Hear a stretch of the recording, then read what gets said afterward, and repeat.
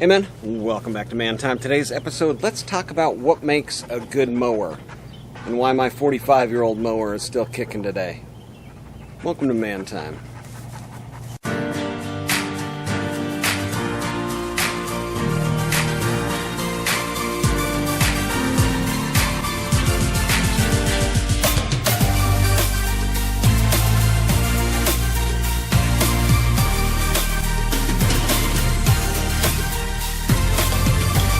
Well, for this video, it could be several different names. We got a new little pup on the channel here.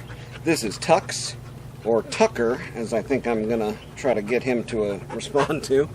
But anyways, we're talking about a 45-year-old John Deere mower here. This is a John Deere 400, and it could be named like, Why Are Men So Mad?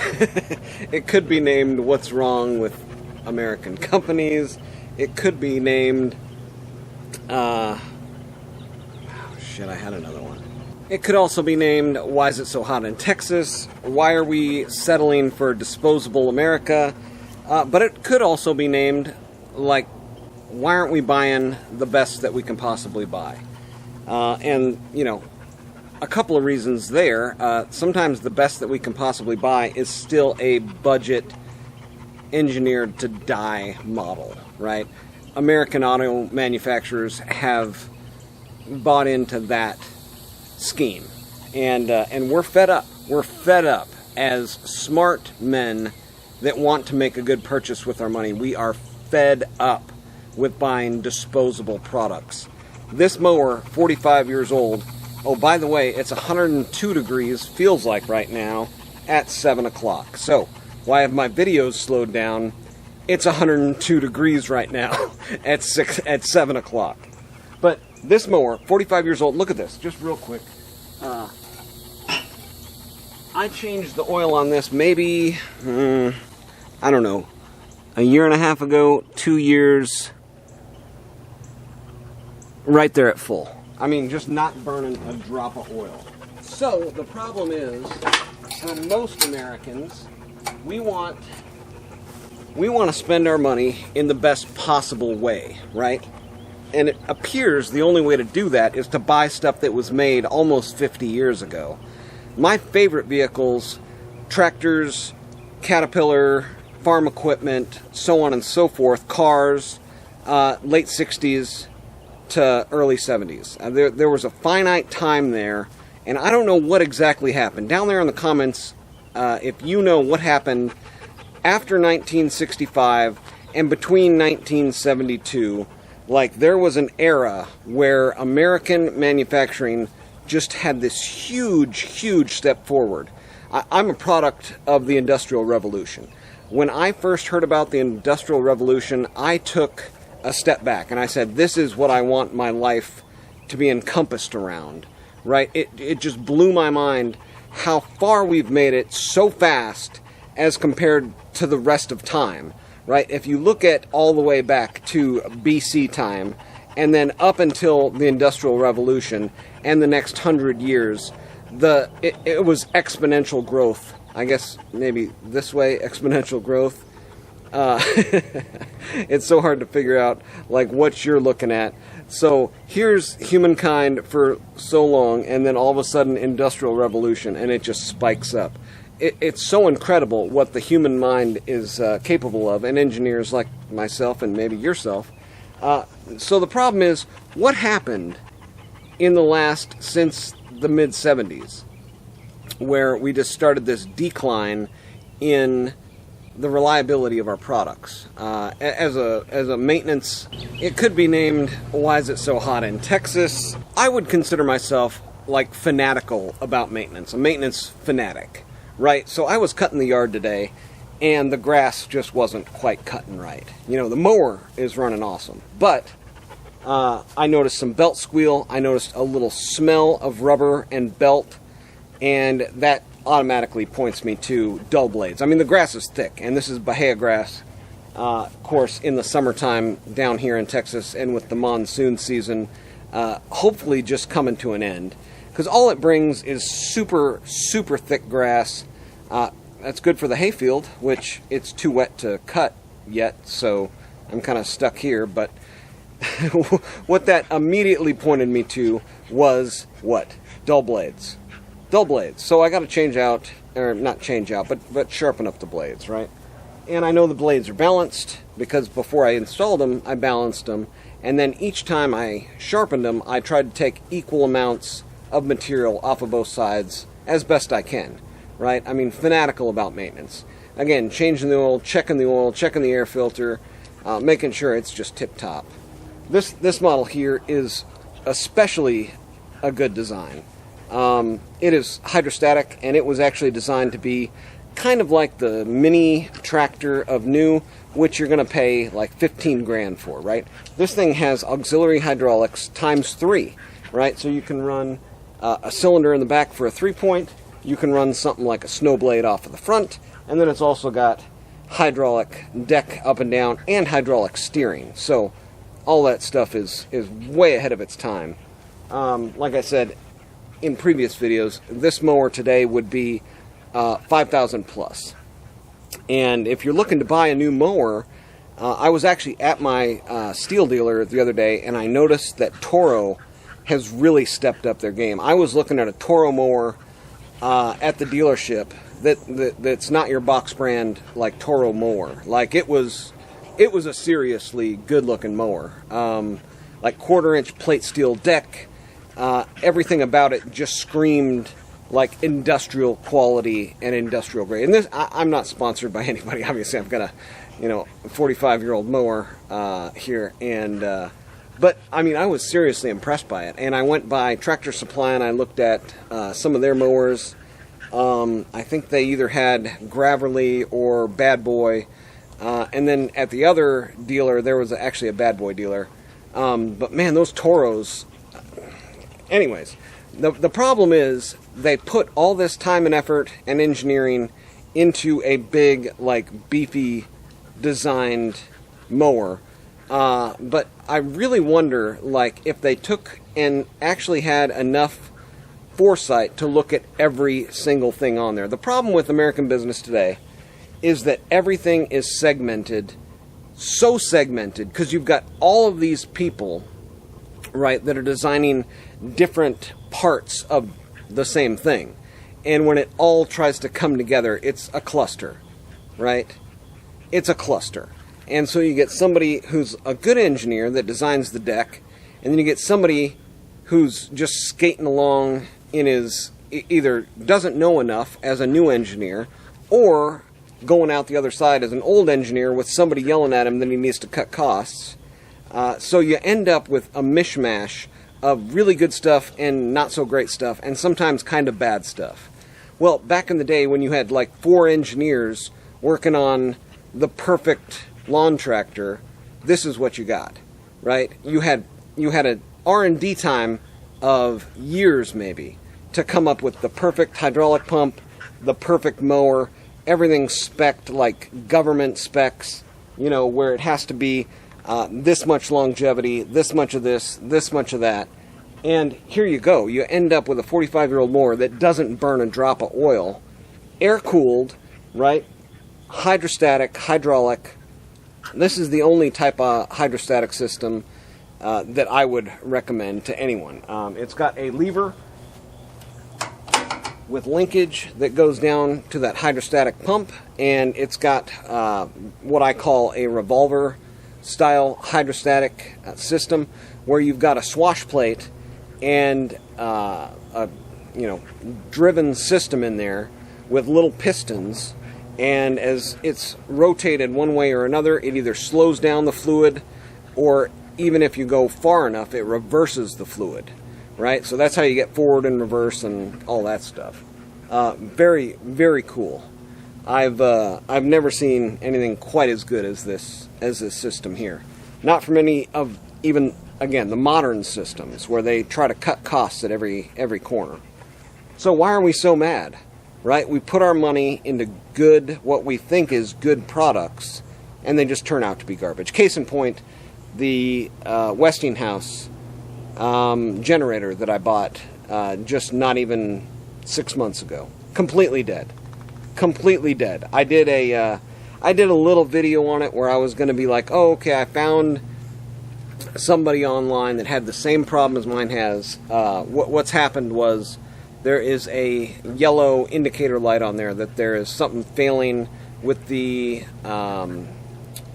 carbon monoxide sensor.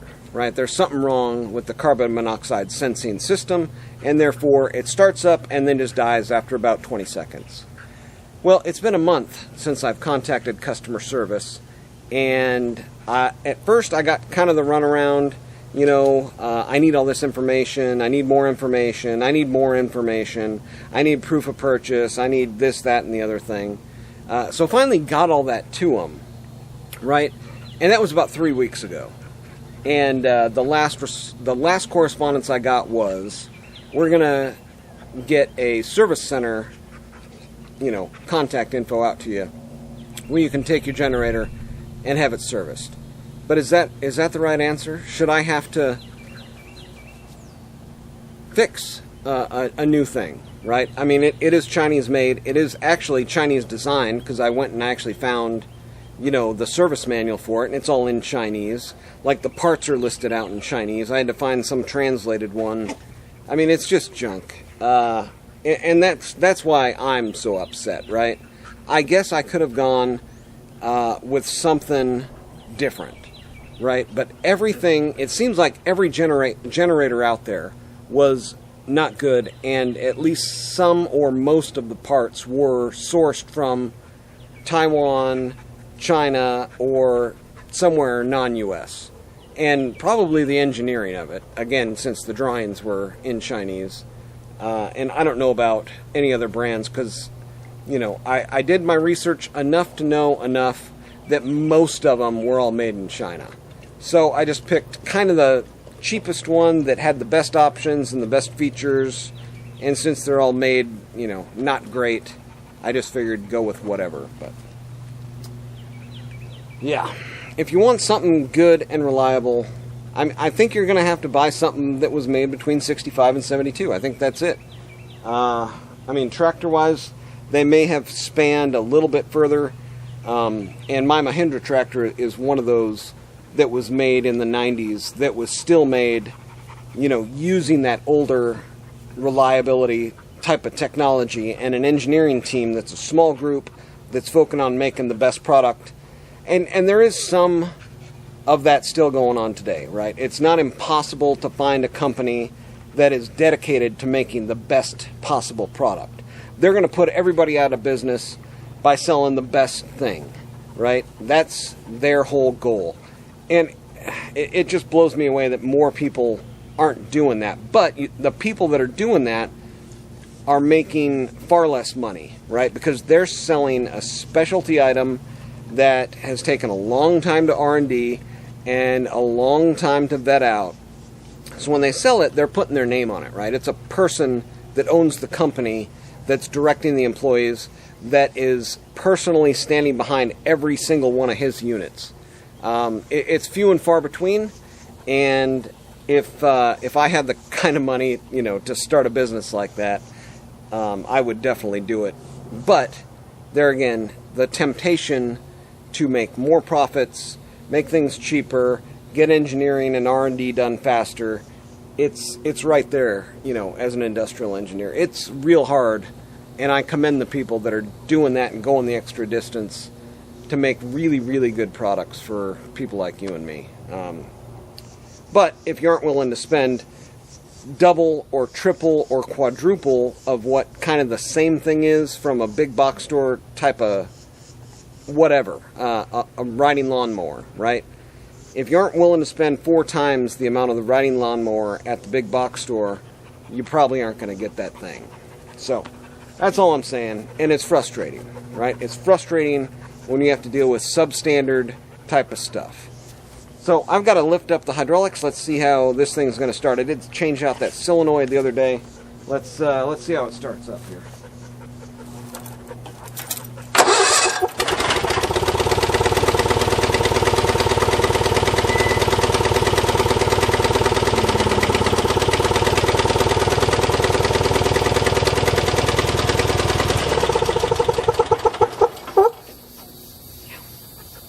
So that was cold start.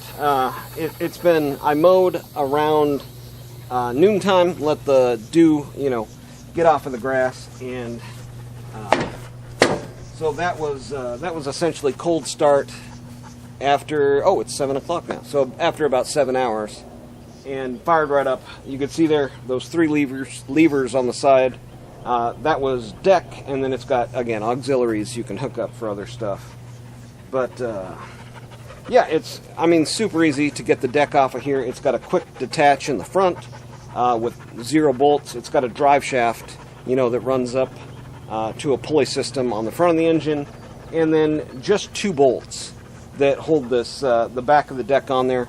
And now I can go to rolling the deck out the side after I've got it jacked up a little bit in the back, go to sharpen my blades, get it back on there, and have a serviceable unit for now and well into the future. Luckily enough, I was able to buy a few things off of Amazon just in preparation for something failing. But this thing still has stock carburetor, stock coil, stock intake, a lot of stock stuff on this. I redid, the head gaskets on this Kohler. It's about 1,000 cc horizontally opposed twin cylinder, and I had to dig this thing out of the ground. I had to literally dig it out of the ground. The dirt was up to the midway on the wheels, and the deck was almost completely underground. So I had to, rebuild the deck, of course get new tires for it, and there's several videos on the channel of me doing work to this mower. But man, it continues to impress me pretty much every time I run it. So this is going to be my mower for the rest of my life probably. It's lasted, again, 45 years, and it will probably last another 45 years with good maintenance. So that's, if any company can say that, they're really doing something, right? I'm going to sell you a product that can probably last you your entire life. I don't know what companies can say that nowadays. In America here, we don't make a lot of things like we used to, right? That's just a simple matter of fact. But if you know any down there, honorable mentions, American companies that are still making things as good as they were 50 years ago and having those things continue to run, man, Caterpillar, maybe. One of the only ones I can think of. And even like Toyota and Komatsu and companies that started overseas that have now brought their manufacturing onshore to us because we're the consumers of it. Commendable to them to try to make something that outpaces the corporate-owned entities. Man, it's sad when a financial company gets a hold of a publicly traded American company, swallows them up, brings in the consultants, and brings in, the think tank to try to squeeze a penny out of a dollar, and just drives the company into the ground. Fires all the people that cared about the company at some time, just drives them out, right? Because they can see the writing on the wall that the old way is not going to work anymore. Thanks. Thanks, corporate America.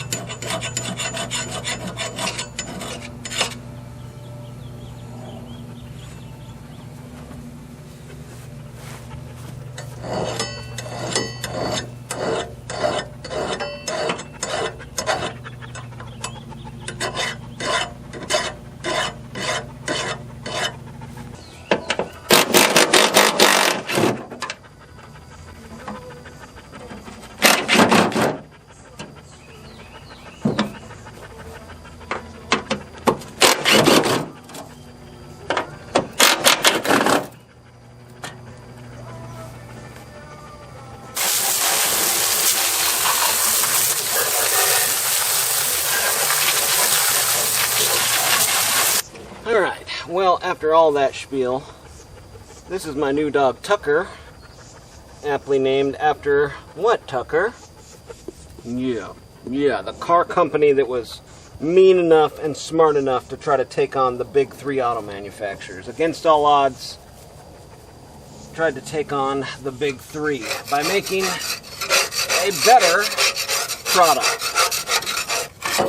It is, in fact, possible to still make a better product in the face of the capitalist, corporate ruled society that we live in. So, I'm not going to give up, and I'm going to maintain the good equipment that once was built by the real American manufacturing companies. So, that's going to do it for today on Man Time. Get out there. Have you some man time, too.